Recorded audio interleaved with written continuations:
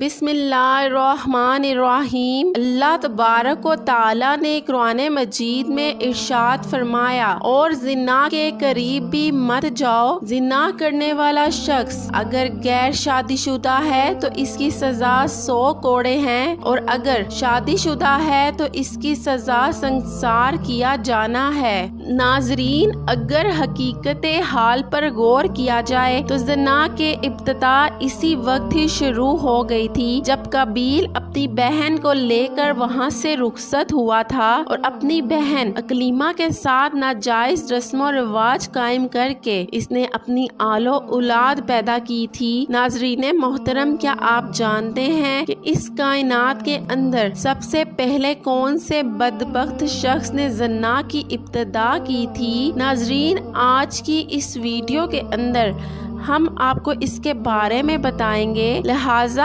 आपसे हमारी गुजारिश है कि आप हमारी इस वीडियो को एंड तक मुलाहिजा फरमाइए और हमारे इस चैनल को सब्सक्राइब कर दीजिएगा। जब हजरत आदम अलैहिस्सलाम और हजरत हव्वा अलैहिस्सलाम ने अल्लाह तबारक व तआला के हुक्म की नाफरमानी करते हुए शजरे ममनुआ का फल खाया तो अल्लाह तबारक व तआला ने हजरत आदम और हजरत हव्वा अलैहिस्सलाम को जमीन पर उतार दिया, और फिर अल्लाह तबारक व तआला के हुक्म से हजरत आदम और हजरत हव्वा अलैहिस्सलाम के यहाँ औलाद पैदा हुई। बाज रवायात के मुताबिक हजरत हव्वा अलैहिस्सलाम के 20 हमल ठहरे, जिससे 40 बच्चे पैदा हुए। एक हमल से पैदा होने वाले लड़के की शादी दूसरी हमल की लड़की के साथ कर दी जाती थी, जबकि दूसरे हमल की लड़की की शादी पहले हमल की लड़की से कर दी जाती और एक हमल के आपस में बहन भाई करार पाते थे। नाजरीन, फिर इसी दौरान हजरत आदम अलैहिस्सलाम के यहाँ कबील और हबील पैदा हुए। चनाचे कबील की बहन अकलीमा बहुत ज्यादा खूबसूरत थी, जबकि जो लड़की हजरत हबील अलैहिस्सलाम के साथ पैदा हुई थी वो इतनी खूबसूरत नहीं थी। चनाचे ये बच्चे बड़े होकर जब जवान हुए और इनकी आपस में शादी का वक्त आया तो कबील ने हजरत हाबील अलैहिस्सलाम की बहन के साथ निकाह करने से इनकार कर दिया और कहने लगा कि ये तो बिल्कुल खूबसूरत नहीं है, मैं अपनी बहन अकलीमा के साथ ही निकाह करूँगा। कबील ने अपने भाई हाबील को कत्ल कर दिया। मोहतरम नाज़रीन, इस वाक़ये के बाद हजरत आदम अलैहिस्सलाम बहुत ज्यादा परेशान रहा करते थे और अल्लाह तबारक व तआला से दुआ किया करते थे कि या अल्लाह तबारक व तआला मुझे वारिस अता फरमा। चनाचे इसी दौरान आपको हजरत शीस अलैहिस्सलाम की बशारत मिली। चनाचे हजरत शीस अलैहिस्सलाम जैसे ही पैदा हुए तो हजरत आदम अलैहिस्सलाम ने बचपन ही से इनकी तरबियत पर खासी तवज्जो दी और हजरत शीस अलैहिस्सलाम को तमाम मामलात से आगाह किया। चनाचे जैसे ही हजरत शीस अलैहिस्सलाम जवान हुए तो हजरत आदम अलैहिस्सलाम ने अपने बाद इनको मोमिनीन का खलीफा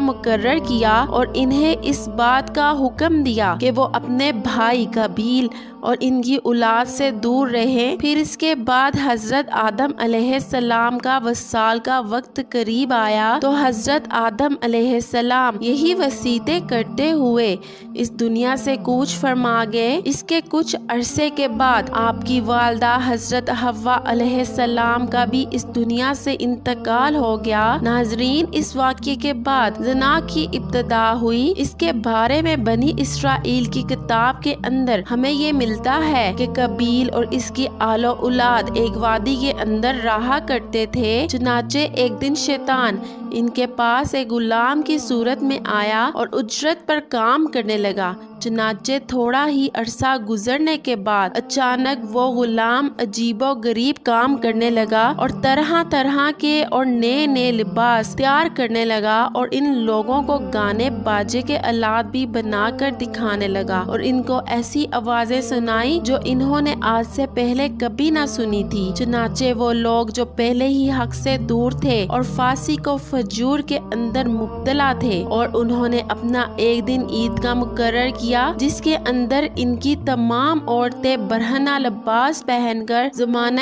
جاہلیت کی عورتوں کی طرح نیم لباس پہن کر آتی تھیں اور مردوں سے ناجائز تعلقات قائم کرتی تھی۔ ناظرین، حضرت شیس علیہ السلام کے ساتھ رہنے والے مومنین دور ہی سے ان گانے باجوں کی آوازوں کو سنا کرتے تھے۔ چنانچہ ایک دن ان میں سے ایک شخص کے دل کے اندر خیال آیا کہ کیوں نہ میں جا کر دیکھوں کہ آخر یہ معاملہ کیا ہے۔ چنانچہ اس شخص نے چوری چھپے وہاں سے ہجرت کی اور عید کے دن، جس دن قابیل اور اس کے آل و اولاد فاسق و فجور میں مبتلا ہوتی تھی، وہ شخص وہاں پر پہنچا اور اس نے وہاں پر جا کر عورتوں کو دیکھا۔ وہ بہت ہی زیادہ حسین و جمیل تھیں۔ ناظرین، اس حوالے سے روایات کے اندر آتا ہے کہ حضرت شیس علیہ السلام اور ان کے ساتھ جو مومنین کی جماعت تھی، ان کے مرد بہت زیادہ حسین و جمیل اور خوبصورت تھے، اور ان کے ساتھ جو عورتیں تھیں وہ بظاہر اتنی زیادہ حسین و جمیل نہیں تھیں، جبکہ قبیل کی آل و اولاد کے اندر مرد انتہائی بدصورت تھے، جبکہ ان کی عورتیں اور لڑکیاں بہت زیادہ حسین اور جمیل تھیں۔ چنانچہ وہ نوجوان ان لڑکیوں کے حسن و جمال سے بہت زیادہ متاثر ہوا۔ پھر جب وہ شخص واپس آیا تو اس نے چوری چھپے دیگر مومنین کو بھی اس حوالے سے خبر دی۔ چنانچہ پھر آہستہ آہستہ مومنین کے لوگوں میں سے بھی بعض کمزور ایمان والے وہاں سے ہجرت کرنے لگے، اور ہجرت کر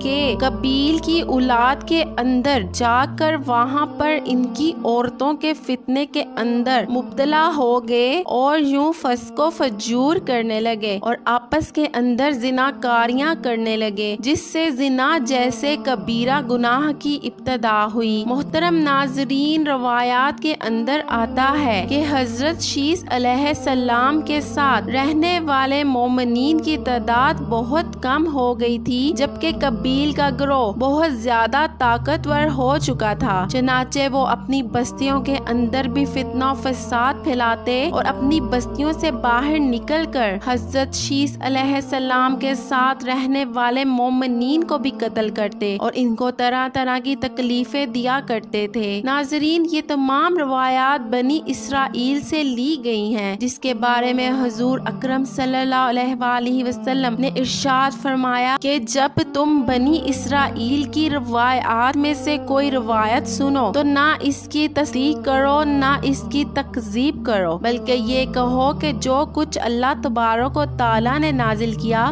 ہم اس پر ایمان لائے۔ اللہ تبارک و تعالیٰ سے دعا ہے کہ اللہ تبارک و تعالیٰ تمام مومنین کو زنا جیسے لعنت سے ہمیشہ کے لیے محفوظ رکھے۔ امید کرتے ہیں آپ کو آج کی ویڈیو اچھی لگی ہوگی، تو ہمارے اس چینل کو لازمی سبسکرائب کریں۔